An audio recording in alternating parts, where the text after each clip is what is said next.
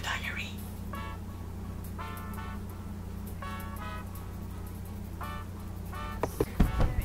Video diary ulit.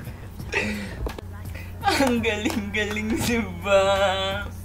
Anyway, I'm just gonna pass through all the things that we've discussed for the past 3 meetings. For the first one of those 3 meetings, we discussed units and dimensions. Personally, I was a little fed up with the topic because I've been studying units and dimensions for a long time, since high school, and to study it again was a bore, a drag, but well, we pushed through. And to think of it, I've actually learned a few new things. For example, I've never really differentiated unit and dimension before. I mean, for example, if I wanted to measure the amount of energy in this cookie, I would measure it in calories. Now, in that analogy, energy is the dimension and calories is the unit.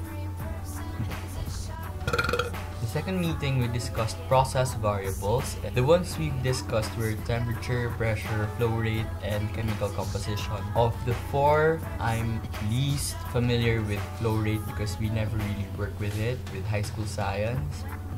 So there. All the others I'm familiar with, I have no problem with them. Finally, for the third meeting, we discussed mass balance. Yes, material balance, which is essentially the core of chemical engineering. If you think about it, you don't really care about mass balance when you're in the chemistry laboratory because the quantities you're dealing with are so little. Those amounts are very negligible because they're so small. But in chemical engineering, we're working with big products, so then you would be expecting such a big loss. We can't have that because big losses means big blows to our profits.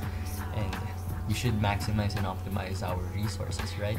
I was also really bummed about the seat word because I got the process correctly. I mean, I did it. I messed up the given. So instead of writing 7.08, I wrote 7.8% of water, and isang zero lang yun. Ang daming consequences. Like, wala akong cupcake.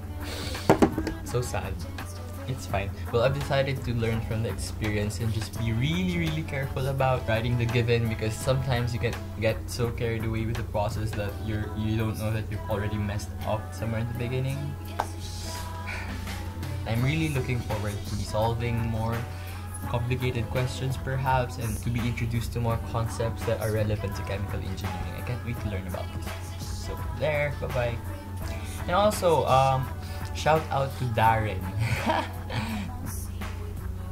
Bye!